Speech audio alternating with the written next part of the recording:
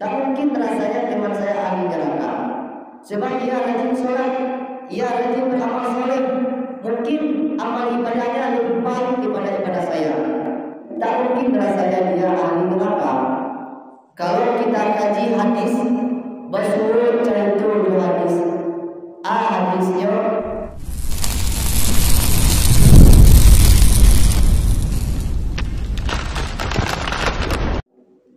ketika itu dia temui orang alim.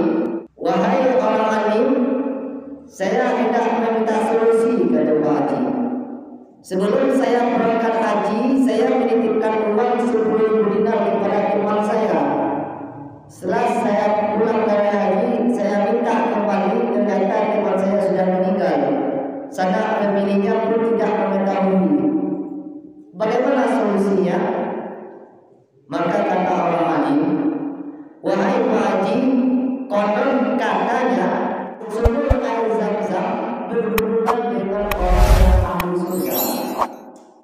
Pergilah engkau di terakhir malam sepertiga malam, temui sumur Zam-Zam di Mekah, panggil namanya. Kalau temanmu ahli surga, ia akan menyambut. Pahilnya di sepertiga malam ke Makkah di menemui air Zam-Zam.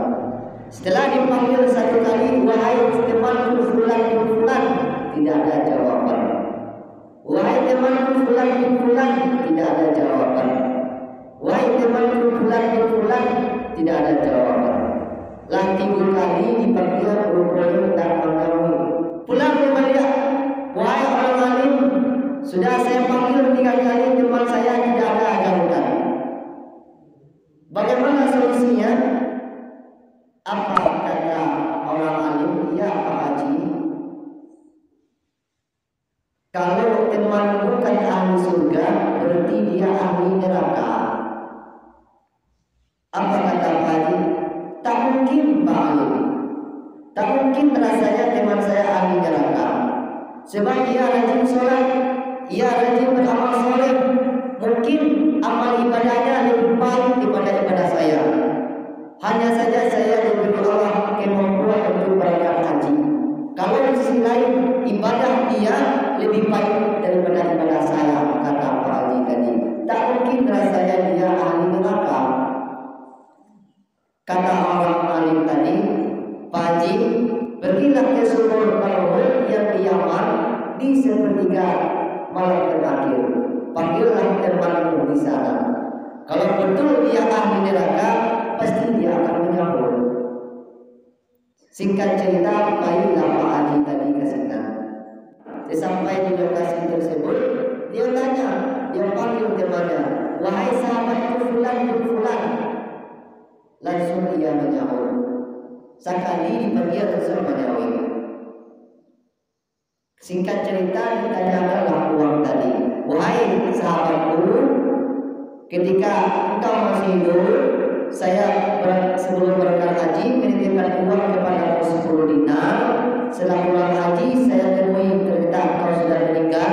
Saya tanya kepada anakmu, sanak familimu tidak mengetahui di mana letaknya, maka saya menemuimu sekarang sesuai dengan nasihat orang alim.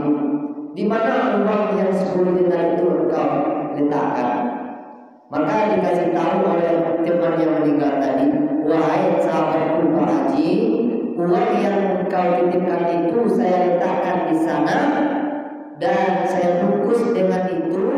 Engkau pulang, katakanlah kepada anak cucu saya, ia akan mengambilnya. Memang ketika saya hidup, memang tidak saya beritahu.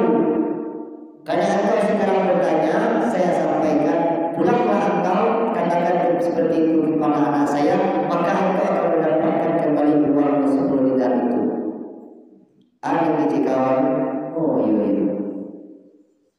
Tapi sahabatku, saya ada satu pertanyaan. Setahu saya, engkau dulu ahli ibadah, ikut majelis taklim, engkau rajin melakukan ibadah, sholat malam, tahajud, zikir, sedekah, baca Al-Quran dan lain sebagainya. Mungkin amal ibadahmu lebih baik daripada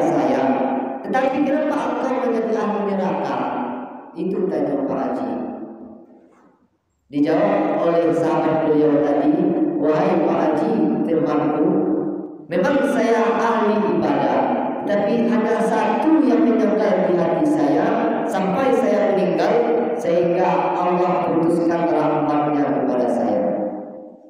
Aku kecil Pak Haji, saya punya saudara perempuan. Beliau fakir, beliau miskin. Kemudian saya selisih pendapat dengan saudara saya ini. Akhirnya kami tidak tegur sapa. Sampai waktunya saya meninggal, saya tetap tidak tegur sapa dengan saudara perempuan saya ini. Maka Allah putuskan rahmatnya kepada saya karena saya memutuskan tali silaturahim dengan adik saya perempuan. Maka saya tergolong pada orang ahli. Kalau kita kaji hadis, masyhur contoh dua hadis. Hadisnya la yadkhulul jannah, tidak akan masuk surga khatirur rahim, orang yang memutuskan tali silaturahim. Dalam kitab Syahih Imam Al-Bukhari dalam hadisnya nomor hadis 5984, dalam kitab Syahih Imam Muslim hadisnya nomor 2556 Syahih, hadis riwayat Zubair. Kemudian dalam kitab kuning judulnya Bulughul Maram karangan Syekh Abdullah bin Shalih Al-Fauzan, maka kalau Allah ingin mendapatkan rahmat Allah, kalau ingin mendapatkan kasih sayang Allah, kita harus saling bermaaf-maafan. Walaupun dari keterangan dalam hadis tadi, walaupun setiap tahun orang naik haji, hitamkan dia bawa supaya